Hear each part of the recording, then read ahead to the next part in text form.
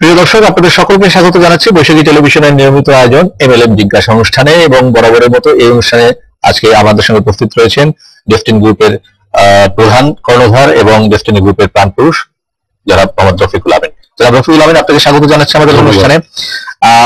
বিভিন্ন বিষয় নিয়ে অনুষ্ঠানে আলোচনা হয়ে থাকে, বিভিন্ন সময় আমাদের এখানে আমরা আলোচনা করে থাকি ডেস্টিনি গ্রুপ কি করছে না করছে এবং সাম্প্রতিক সমাজে এই সমস্ত প্রসঙ্গ নিয়ে আসে। কিন্তু যেহেতু একটি দিন আমরা পার করে এসেছি 5ই জুন, যেটা বিশ্ব পরিবেশ দিবস ছিল, এবং ডেস্টিনি বেশ কিছু কর্মসূচি রয়েছে যেগুলো পরিবেশের সঙ্গে মেলানো বলে ডেস্টিনির তরফ থেকে দাবি করা হয়েছে, যেমন plantation programme, tree plantation programme, বা সার, ইকোনেট বা স্মার্ট সুইচের যে বিষয়গুলো, এইগুলো নিয়ে আজকে একটু আলোচনা করতে চাই। সেগুলো আসলে কতখানি পরিবেশ সম্মত।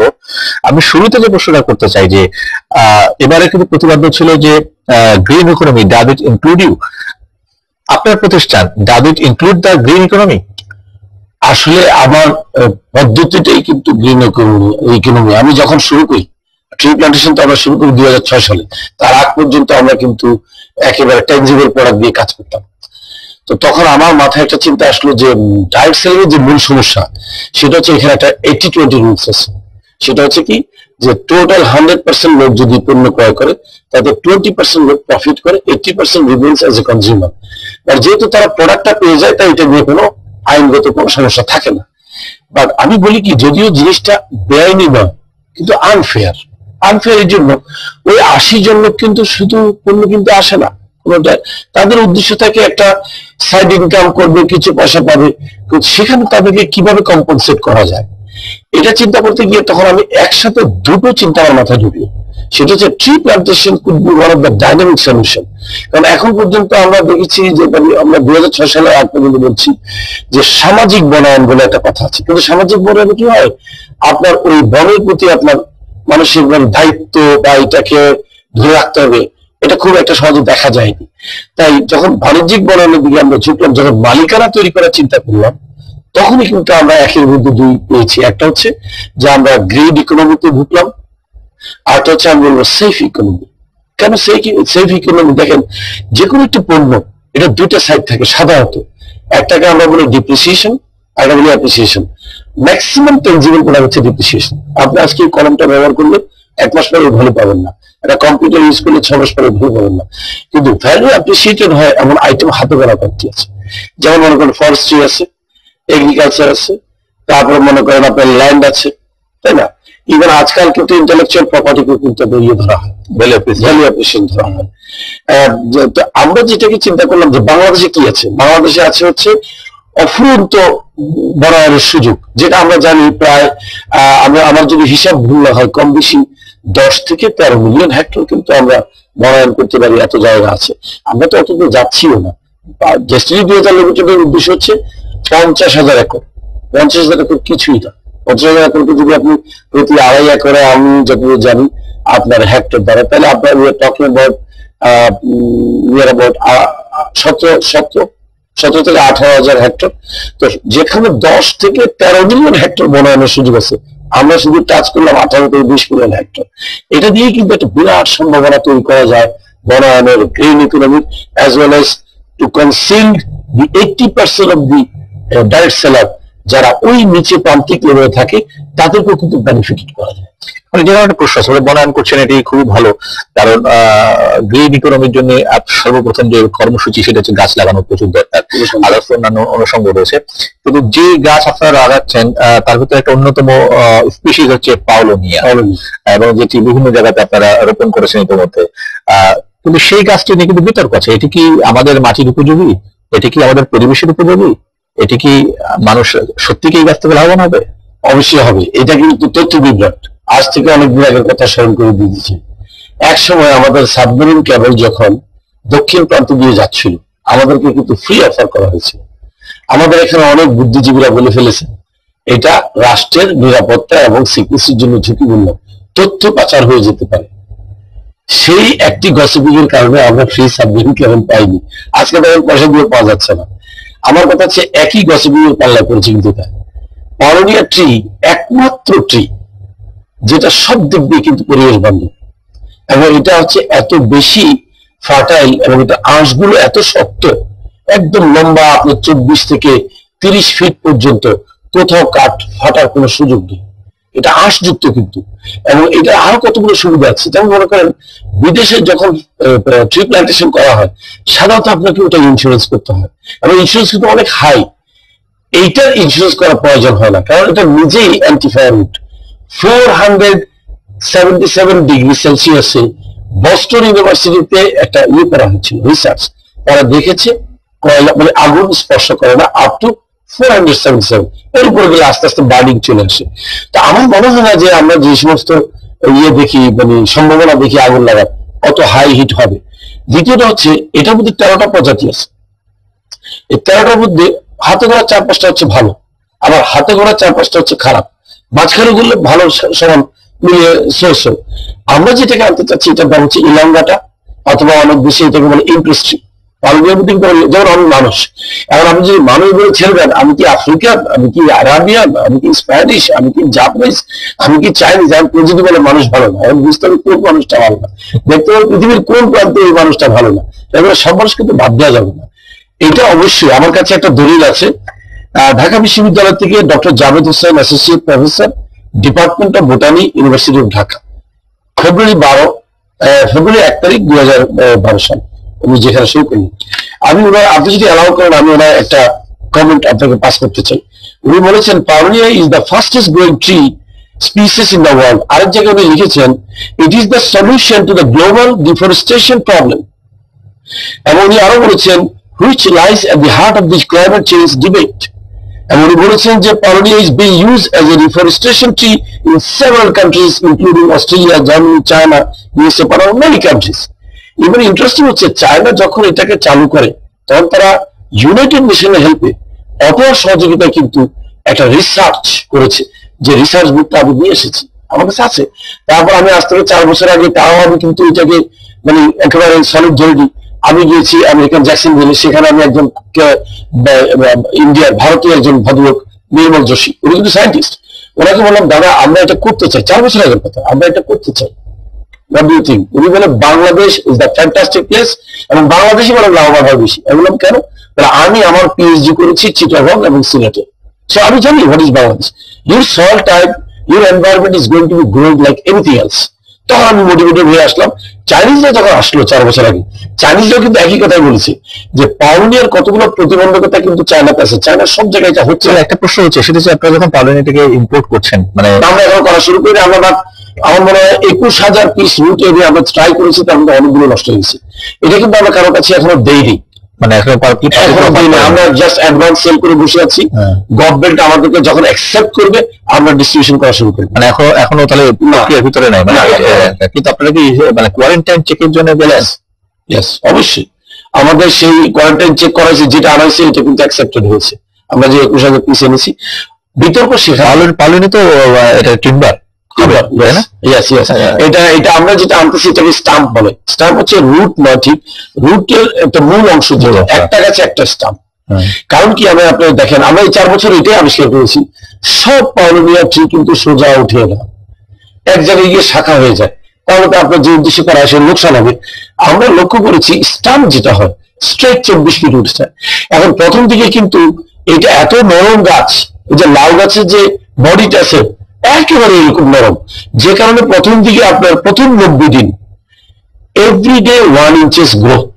এই 90 দিন পর আমার এটা আস্তে আস্তে ওই নরম দেহটা শক্ত হতে থাকে, তখন আর গ্রোথ খুব স্লো। 90 দিনে আপনার চলে যাবে মোর দেন আপনার 15-16 ফিট, 90 দিনে চলে যাবে। এখন সেই 90 দিন এটার সাথে কিন্তু শক্ত একটা বাঁশ দিতে হবে, এবং এটা 24 ফিট হয়, স্ট্রেট হয়।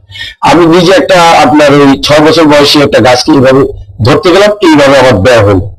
এবং একটা 6 বছর বয়সী গাছের কাঠের দাম হচ্ছে, হোলসেল প্রাইস হচ্ছে $150, $150 হোলসেলে কিনে নেয় তারা, আর কাঠ করলে কিন্তু $400 পার মিটার। হিউজ। আমরা একটু ছোট্ট বিরতি দেবো, বিরতি ফিরে এসে বাকি আলোচনা করবো। প্রিয় দর্শক আমাদের সঙ্গে থাকো।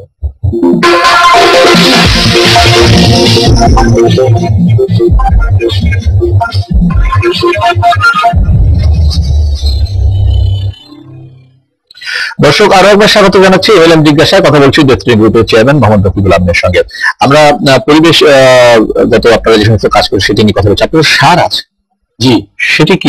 অর্গানিক।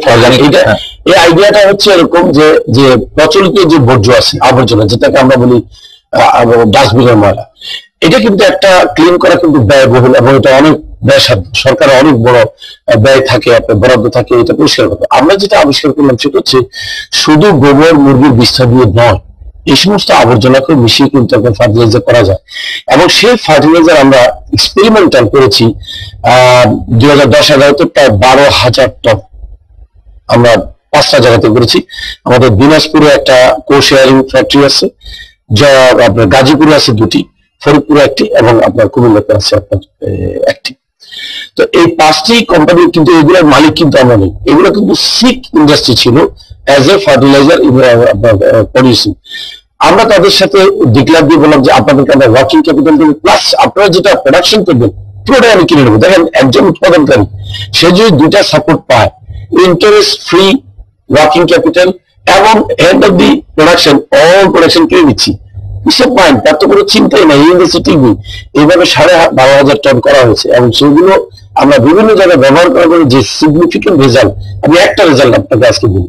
এই কয়েকদিন আগে কিন্তু বৈশাখী টিভিতে আসছে এবং আপনাদের কাছে ফুটেজ আছে, সেটা 2 জন এসেছেন।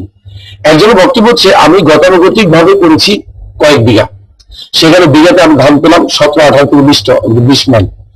তারপর আপনাদের সার কিছু মিশিয়ে, কেমিক্যাল সার মিশিয়ে করলাম, সেখানে 22-23 মান পেয়েছি। কিন্তু শুধু আপনাদের সার দিয়ে করে সামান্য কেমিক্যাল ফার্টিলাইজার দিয়েছি, তাতে 27 মান হয়েছে পার বিঘা। এই একজনের রেজাল্ট। আরেকজনেরটা তো আমি বলতেই চাচ্ছি না, সে যেটা বলছে আমার কাছে কেমন যেন লাগলো। সে বললো যে 40 শতকে সে 42 মান পেয়েছে। আপনি বুঝতে চেষ্টা করেন, 40 শতকে 42 মান পাওয়া মানে বিঘাতে প্রায় 33 মান। এই সার কি মাটির জন্য ক্ষতিকর? না, এটা তো মাটি থেকে তৈরি করা। এটাকে আপনি মাটির সারও বলতে পারেন। যথেষ্ট মাটি মিশানো আছে। ইকোনেট হচ্ছে একটা ডিকম্পোজিটর, যেটা হচ্ছে আপনার ইস্টের এক্সট্রাক্ট। আমরা সবাই ইস্ট পাউডার জানি, যেটা পাউরুটিতে ব্যবহার করা হয়, কিন্তু এটা একটা এক্সট্রাক্ট ফর্ম, যেটা সুইডিশ ডক্টর এরিক এটাকে ডেভেলপ করেন প্রথম। এবং আমার সৌভাগ্য হয়েছিল আজ থেকে 6 বছর আগে যখন আমি থাইল্যান্ড যাই, ওনার সাথে পরিচিত হওয়ার পর আমি ওনাকে বললাম যে এটা ওয়ার্ল্ড ওয়াইড মার্কেটিং আমি করবো, আমাকে দিতে হবে। তাহলে ওই সপ্তাহে আমি কিনতে রাজিছি। এবং ইন্টারেস্টিং হচ্ছে এখনো কিন্তু ওয়ার্ল্ড ওয়াইড মার্কেটিং এর ক্যাপাসিটি আমাদের আছে এবং সার্ক কান্ট্রি গুলোতে কিন্তু আমরা সাপ্লাই দেবো। এবং এটা কিন্তু প্যাকিং শুরু হবে আগামী বছর থেকে বাংলাদেশে। এবং আমরা বলেছি প্রথম দিকে প্রত্যেকটা সাপ্লাইয়ের সাথে আমাদের এগ্রিমেন্ট হচ্ছে 1 থেকে 2 বছর আমরা প্রোডাক্টটা আপনাদের থেকে ইম্পোর্ট করবো, এরপর আর করবো না। এরপরে আমাদেরকে টেকনোলজি দিতে হবে, আমাদেরকে সেট আপ দিতে হবে, আমরা আপনাদের রয়্যালটি দেবো। এই ইকোনেটটা হচ্ছে আপনার, এটা এক ধরনের লাইভ ব্যাকটেরিয়া, যেটা বাজে ব্যাকটেরিয়া গুলোকে খেয়ে খেয়ে খেয়ে খেয়ে খেয়ে সে তার জার্মিনেশন করে আরো বিস্তার লাভ করে থাকে। এবং এই ব্যাপারটা ঘটে খুব দ্রুত। যেমন মনে করেন আপনি 1 কেজি পাউডার আপনি 20 লিটার পানিতে রাখবেন, 2 দিন পর আবার ওই 20 লিটার পানিকে 2000 লিটারে মিশিয়ে 20 বিঘার মধ্যে আপনি ছিটাবেন ধান করার আগে। ইন্টারেস্টিং কি হবে, আমরা অনেকেই জানি না, একটা ইন্টারেস্টিং নিউজ আছে, ধানে যে পোকা হয় কোথেকে হয়, কৃষক ভাইরা অনেক সময় জানে না। পোকার ডিম থেকে যায় ডায়নোসরের ডিমের মতো মাটির মধ্যে, কিন্তু যখন আপনি চাষ করেন একটা নির্দিষ্ট সময় এসে টেম্পারেচারে ওই ডিমটা ফেটে পোকাটা উঠে। তা না হলে আপনি চিন্তা করেন এই পোকা আসলো থেকে, এইটা আগে ছিল না যখন আমি বীজতলা তৈরি করি। তার মানে এই পোকার যে ডিম আছে, যখন আপনি ইকোনেটের পানি ছিটান, এই ডিমটা গলে যায়। গলে গিয়ে কি দাঁড়ায়, ওই ডিমটা গলে যাওয়াতে ওটা সারে পরিণত হয়। তার মানে এই ইকোনেট 2টা জিনিসকে সেভ করতেছে। একটা হচ্ছে অতিরিক্ত পরিমাণ কেমিক্যাল সার ব্যবহার করা থেকে আপনি বিরত, পেস্টিসাইড ইউজ করা লাগতেছে না। এবং এটা কি কোথাও ব্যবহার করা হচ্ছে?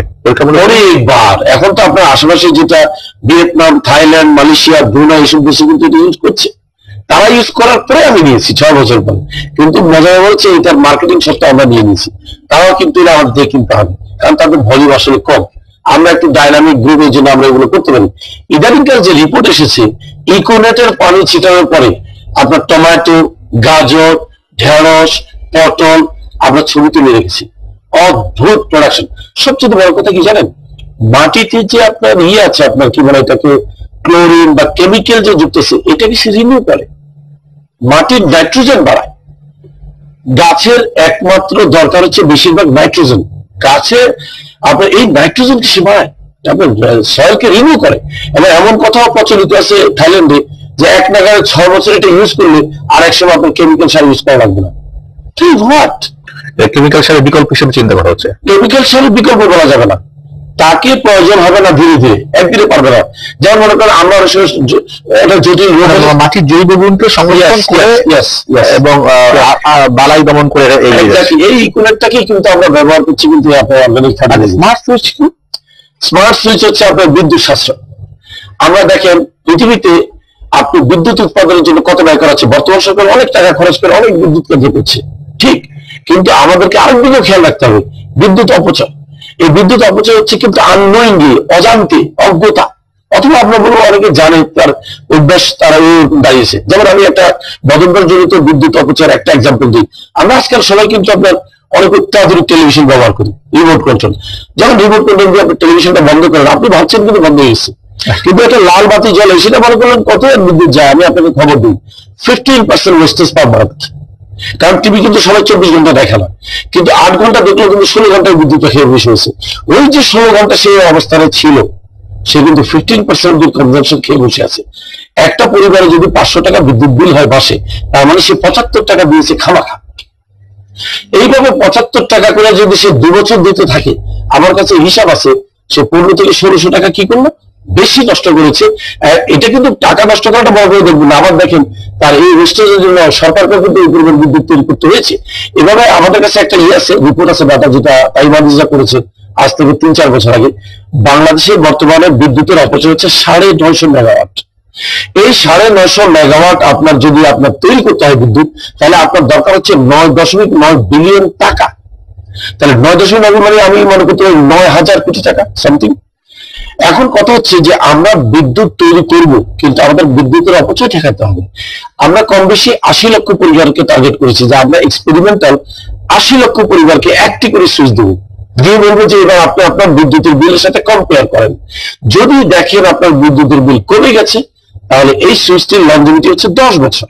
তাহলে 10 বছর যদি একটা সুইচ ইউজ করেন, একটা সুইচের দাম হচ্ছে 1650 টাকা। কেন 1650 টাকা? কারণ এখানে ডিউটি ইম্পোজ করে বসে আছে। আমি চেষ্টা করবো এবং গণমাধ্যমের মাধ্যমে এবং সরকারের কাছে আমার একটা দরখাস্ত থাকবে, অ্যাপ্লিকেশন থাকবে, এই জাতীয় জিনিস যেগুলো বিদ্যুৎ সাশ্রয় হয়, যেমন কম্পিউটার, ফার্টিলাইজার লাগে, এগুলোর মধ্যে আমার মনে হয় ডিউটি অফ করা ভালো। ডিউটি যদি অফ করা যায়, এটা 1600 থেকে 1000 টাকা দিয়ে আসা যাবে। তো 1600 টাকায় থাকি, 1650 টাকা আপনার সেভিংস হচ্ছে একটা ফ্যামিলি একটা সুইচ ইউজ করা থেকে। যদি তার মান্থলি 500 টাকা বিল হয়, তার মানে সে কিন্তু 2 বছরের বিলকে রিপ্লেসমেন্ট করেছে একটা সুইচ গেল। এরপরে 2 বছর পর থেকে বাকি 8 বছর তো সে সাশ্রয় করে। কিন্তু এই সুইচটা কাজ করে কি হবে? এই সুইচটা হচ্ছে মেইন ইয়ে থেকে, মেইন সুইচ। আপনার কোনো ওয়্যারিং এর দরকার নেই, আপনার তো 3 পিন 2 পিন থাকতে পারে ওয়াল সকেটে। সাধারণত আমরা কিভাবে ইউজ করি দেখেন, ডিভিডি প্লেয়ার, মাইক্রোওয়েভ বা আপনার টিভি, এই জাতীয় জিনিস যেগুলোকে আমরা বলি স্ট্যান্ড বাই ইলেকট্রিসিটি, যে সমস্ত যন্ত্রপাতিতে স্ট্যান্ড বাই ইলেকট্রিসিটি থাকে, ওটার জন্য এটা হচ্ছে 1 নম্বর। তারপর এখন আমি যেটা বুঝতে পারছি আপনার কথা শুনে, যে গাছ, সার, ইকোনেট, এগুলো আবার পরিবেশের জন্য কোনো সন্দেহ নেই। আমাদের সময় প্রেস ফুরিয়ে এসছে, আপনি খুব সংক্ষেপে বলবেন যে আসলে এই যে ব্যবসা এবং পরিবেশ, এই দুটোকে আসলে কি মেলানো সম্ভব? অবশ্যই সম্ভব। আপনি যদি ব্যবসাটাকে গুরুত্ব কম দেন আর পরিবেশকে বাঁচানো, মানুষকে বাঁচানো গুরুত্ব যদি আগে দেন, তাহলে সম্ভব। কিন্তু ব্যবসাকে যদি আগে গুরুত্ব দিয়ে বসে থাকেন, গ্রিন ইকোনমি কোনোদিনই আসবে না। মনে করেন আপনি ডিজেল চালিত কিছু একটা দিয়ে ব্যবসা করছেন, আপনি কিভাবে গ্রিন আনবেন? কারণ আপনি শুরুতেই তো ধোঁয়া ছাড়ছেন। আপনাকে আগে যেতে হবে পরিবেশকে দেখতে হবে কিভাবে আমি বাণিজ্যে ব্যবহার করছি। অফকোর্স আমরা ওই দিকেই আগাচ্ছি। আমাদের এই মাসের মধ্যে আমরা আসলে আগে প্ল্যান করেছিলাম যে জুন 30 হবে গ্রিন ডেস্টিনি, এই জন্য আমরা কোনো পেপার ইউজ করবো না, সব চলবে কম্পিউটারে। কিন্তু যেহেতু একটা আমরা একটা বিব্রতকর অবস্থার মধ্যে পড়ে গেছি 2.5 মাস, তো এটা জুন না হলে আমরা সেপ্টেম্বরের মধ্যে কনফার্ম করবো যে ডেস্টিনি আর ব্যাপক আকারে কতগুলো জিনিস ব্যবহার করবো না, কাগজ, টোনার, প্রিন্টার, এই জাতীয় জিনিস। তারপরে আমরা আবার গ্রিন দিয়ে গেলাম। আপনার কাছে আমার হার্ড কপি যাবে না, যাবে হচ্ছে ইমেল, সফট কপি। সেখানে আপনি ওই ইয়ে দিয়ে সফট মাউস দিয়ে আপনি ইয়ে করবেন। ধন্যবাদ জনাব রফিকুল আমিন আমাদেরকে সময় দেওয়ার জন্য। আপনার বক্তব্য সেটি হচ্ছে যে আমাদের পরিবেশকে যদি রক্ষা করতে হয়, তাহলে যেটি যে কোনো অর্থে, সেটা চাকরির ক্ষেত্রে হোক, ব্যবসার ক্ষেত্রে হোক, এবং জীবনযাপনের দৈনন্দিন নানান ক্ষেত্রে হোক, আমাদেরকে অবশ্যই বিবেচনায় রাখতে হবে কোনো ক্রমে যেন আমরা পরিবেশকে ক্ষতিগ্রস্ত না করি। আর ডেস্টিনি গ্রুপ যে উদ্যোগ নিয়েছে, আমরা আশা করি যে সেটি তারা বাস্তবায়ন করবেন, সফলভাবে বাস্তবায়ন করবেন। অবশ্যই দেশের পরিবেশের দিকে, প্রধানমন্ত্রী বলেছেন যে বাইরের কোনো বর্জ্য যেন আমাদের দেশে না এনে ফেলা হয়, দেশের স্বার্থ রক্ষা করে এবং দেশের পরিবেশ প্রকৃতিকে রক্ষা করে আপনারা উদ্যোগ সফল হোক, এই কামনা করছি। একই সঙ্গে আমাদের অনুষ্ঠানের সঙ্গে নিয়মিত থাকার জন্য আপনাদেরকে বিশেষ ধন্যবাদ জানাচ্ছি। প্রিয় দর্শক, সবাই ভীষণ ভালো থাকবেন।